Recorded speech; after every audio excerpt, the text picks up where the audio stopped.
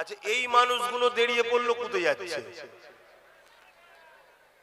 Collection করার সময় এই মানুষগুলো দাঁড়িয়ে কোথায় যাচ্ছে? তোমাদের এলাকার লোকেরা বিয়া তো এই যে লোকগুলো কোথায় যাচ্ছে?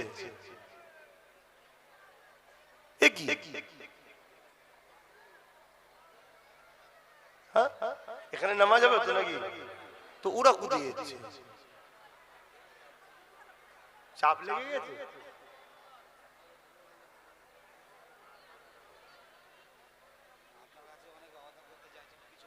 না, আমি করাই না। এইরকম অভদ্র লোক তো পছন্দ করি না। দু চারটে লোকের জন্য সমাজটা খারাপ হবে, ঠিক না বেটি? এই যে দু চারটে লোক যাওয়া শুরু করবে, এটা দেখা দেখি আরো 5টা শিখবে, আরো 10টা শিখবে, আরো 20টা শিখবে, ঠিক না বেটি? আমার মনে হয় এই সকল মানুষগুলো নাও আসা উচিত যখন আমি আসবো। কথা কি বলা ভুল হচ্ছে? আমি খুব কড়া লোক ভাই, আর আমার আব্বাও তো এসছে আপনাদের এলাকায় মনে কত বছর? 45 বছর। আমি প্রথমবার বলে দিলাম এরকম অভদ্রপনা করবেন না। দু চারটে লোকের জন্য একদিন দেখবেন হাজার হাজার লোকের এই অভ্যাস খসলত হবে। আল্লাহ রসুল বলেছেন, যারা জিহাদের ময়দানে যায়নি আলাদা কথা, কিন্তু জিহাদের ময়দানে গিয়ে ছেড়ে চলে যায়, নবী বলেছে তার তওবা আল্লাহ কবুল করবে না। কেন বলেছে? আমরা 50 জন আছি, 50 জনের মতো যাচ্ছি। 100 জন যাচ্ছি, হঠাৎ করে 50 জন বেরিয়ে চলে এলো, বাকি 50 জনের দিলের মধ্যে ভয় ঢুকিয়ে দেবে। কথা বুঝে আসছে না? এজন্য নবী বলল তাদের তওবা আল্লাহ কবুল করবে না।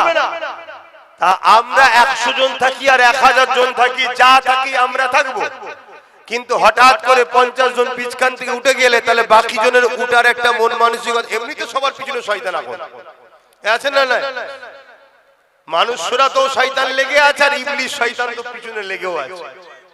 তাহলে এই সকল বিপদের মধ্যে দিয়ে আর না ওয়াকাবের কথা বলবো বলেছি তাই পালাচ্ছে। কেন ওয়াকাবের কথা বললে সেন্টার সরকারও ঝাড় খাবে, রাজ্য সরকারও ঝাড় খাবে। ওপেন কথা বাপ। কেন রাজ্য সরকার ঝাড় খাবে? নিজে থেকে নাক গলিয়েছে তাই। কথা বুঝছেন না? বোঝেন না? অন্যায়টা করেছে সেন্টার সরকার, কিন্তু রাজ্য সরকারের খেয়ে দিয়ে কাজ নেই, নাক গলিয়েছে। দাদার জন্য দরদ দেখাতে গেছে, দরদ দেখাতে গিয়ে নাক গলিয়ে দিয়ে নাক কেটে গেছে। কিন্তু আপনাদের কাছে জিজ্ঞেস করছি, আপনাদের কাছে সেন্টার সরকার রাজ্য সরকার আগে না আল্লাহর মসজিদ মাদ্রাসা আগে? আওয়াজ দিয়ে বলবে। আপনারা যদি ভাবেন যে না আল্লাহ তো আগে জানি, কিন্তু দুনিয়ায় বাঁচতে গেলে সেন্টার সরকারের হাত থেকে বাঁচতে গেলে রাজ্য সরকার দরকার, আর আমার আল্লাহ যদি এই দিকটাকেই ভূমিকম্পে ঢুকিয়ে দেয়, কোন সরকার বাঁচাবে? কথা বলছে না তো? কথা বলবেন না, কোন সরকার বাঁচাবে? এই তো উর্কি বলে তুরস্কই ভূমিকম্প হয়ে 40 তলা 50 তলা বিল্ডিং, 80 বছর 90 বছরের তৈরি করা স্বপ্ন এক মুহূর্তের মধ্যে একদম ভব একটা শহরকে নিশ্চিহ্ন করে দিল। কোন সরকার বাঁচালো? তাহলে বাঁচাবার মালিক একজন, তিনি কে? জবান খুলে বলুন কে? আর মৃত্যু দিবার মালিক কে? তার উপরে ভরসা করুন। এবারে হ্যাঁ, যে ভালো কাজ করবে তাকে ভালো বলবো, যে অন্যায় কাজ করবে অন্যায় বলবো।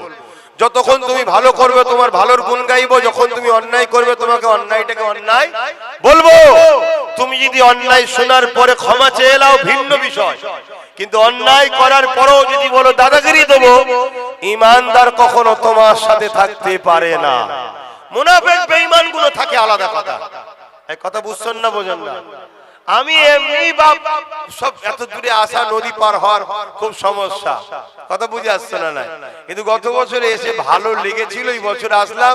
আগামী বছর বলছো তো এখন থেকে, এখন আল্লাহই জানে আমার মন কি হবে। আমি এইরকম বলেই যাচ্ছি।